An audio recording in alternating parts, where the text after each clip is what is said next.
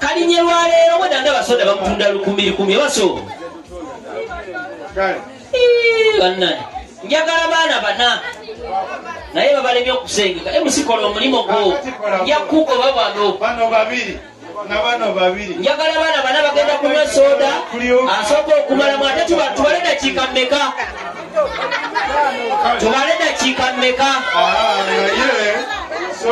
mulindeko abatunzi ba soda njagala tubeere benkanya ekika kimu temulinayo kika kirala kubanga mukyuseemu soda kubanga obutono bwe buli twekwasa mubawo obutono muleete obutono bwammeka bwa 1,000 mutuwe eddiiro obutono bwammeka mmeka abanywi ya soda bwegenda okuyiika nga yasuubudde teyasuubudde oyo soda abantu baŋambye munene nnyo bade twagala busoda butono newubula ate ekijjayo kyetwa banaye buli omu adde watuule tugenda kupakaza soda buli omu atuule banange tumubawe omunene obutebe tumubawe omunene singa kika wanyi maama alina kyagamba naye ayagala kugenda mu mpaka tuwafu abakulu fe tusobola mugenda okumala mutuwamu abakulu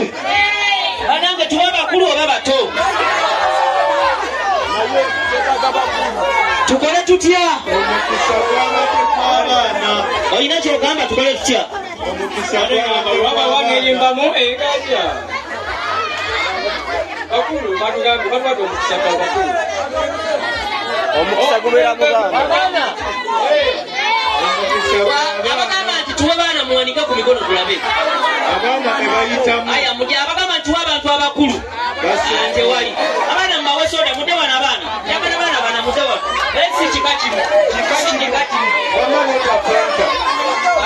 leta fanta temulinayo soda mulala babawe fanta atali wa gaasi kale bawe fanta atali mu gaasi kale bana mudde ebbali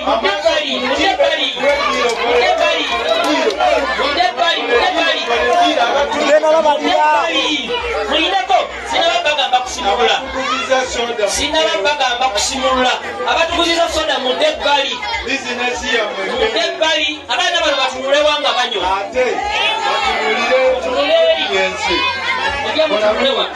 bavaayo tonywa bananga atali mukunywa soda mulindeko tugenda bagamba musimulule mwemuveeyo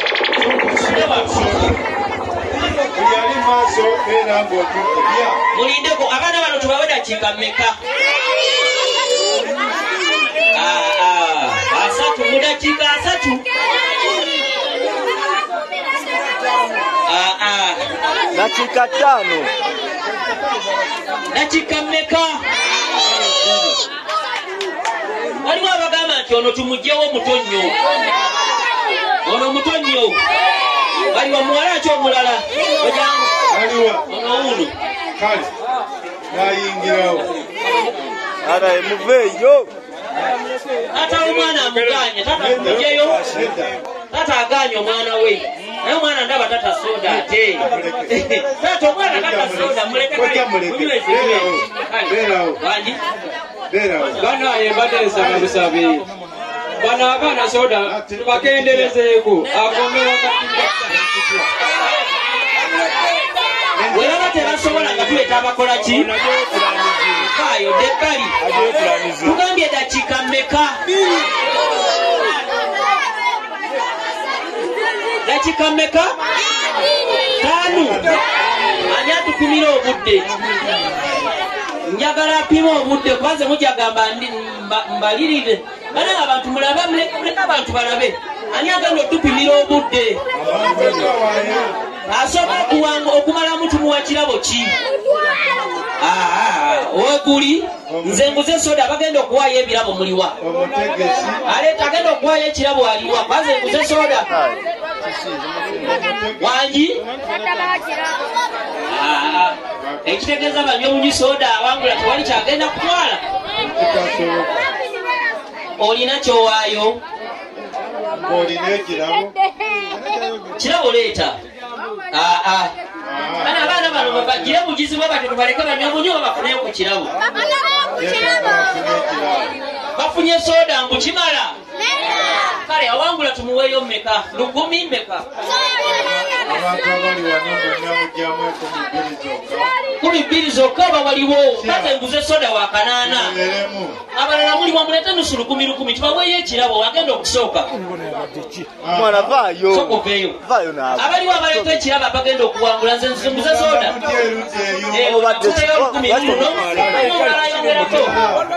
Ani omulala ayongerako? Kale tufune ekirabo ky'omuwanguzi. Ekirabo ky'omuwanguzi.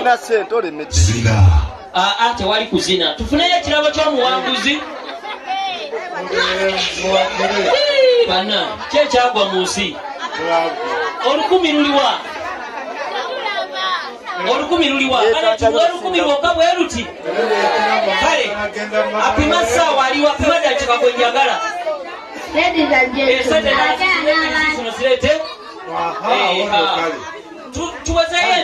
Ladies and gentlemen. Kale tubawaziro sinamala. Kale ani atupimidde essaawa. Njagala apimye essaawa. Njagala apimye essaawa. Opimye obudde. Ati tugenda kuwala kuva ku kasa tubala kuva ku 5 paka ku 0 nga mutandika. Muwulidde? Tugenda kutunuulira abantu bali. Kunywa ate toyiwaako bw'oyiwaako oba ovudde mu ki? Awangula 12. Teri kuyuwa. 2. Ngala kuva ku 5 paka ku 0. Kale 5. Tandika. Uliriza. 3. 2.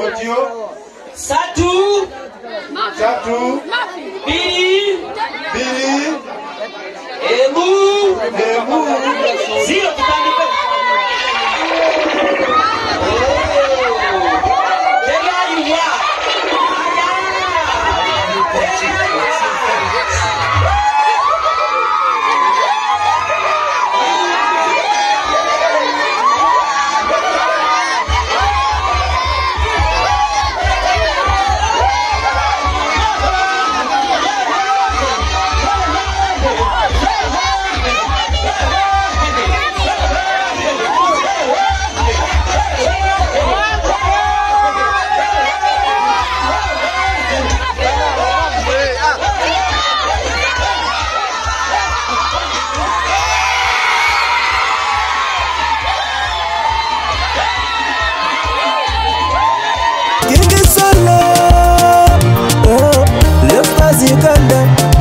Mutima gwange onyiganyiga buli wotambula obonyonyogera simanyi kye wankola nalobera ku mukono gomba mpunyera ninga David Lutalo nkuleesa wampanika waggulu y'ekitononya mwana wa mama wankola ki kuba bw'ova wendi nnemu okulya mbeerawo ne bungawunga ndowooza na bingi ebipenzaweza fumitiriza bingi negyesibeera emu bannangene ne wanawana nafuna shala nanzimbazimba yekwe mama w'abaana nanzalirera asidde banja banegwanyizanga nemuzinika bumbeza gisikyalaba nze ono mwana yabasonasona gamye omwana yabasonasona yatwala mutima temu ebyoya byanswa ne bw'oba ggwe ng'olina kwagala gundi owengana obeera ggwe ng'olina kwagala obwongo bukuggwamu osigaza akasalako olwozala wababbi naye shaloni love my darling halo shalo mbulira nkwagala nnyo halo shalo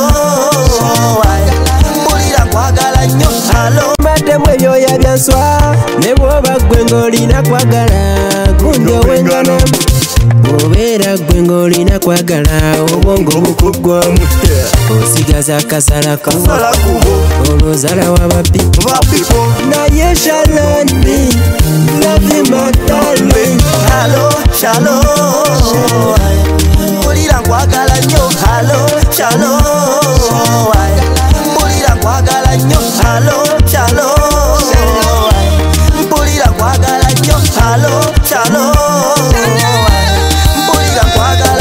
Shalo, ndeso olugoye lwa mama lumutwalire bambi ayambale. Shalo, eno ye kansu ya tata neta ine kotibe mutwalire shalo njagala obere nange sagala okabe tusale n'abaana mwana bwenzo kuva lwe nakufuna nakwagala nnyo sagala n'abalala abanefasa mbagambye mumpowe kubanga ono omwana womerera njagala mukwano tuberenga feka tubere feka nga tulyeryeka kubanga okimanyi mwana gwe siriba nkwagala nnyo njagala tubere fembi mu bangalu nkalinalinda tujja kuzimba baby girl shalo shalo halo shalo mpulira nkwagala nnyo halo shalo mpulira nkwagala nnyo halo shalo mpulira nkwagala nnyo halo shalo mpulira nkwagala nnyo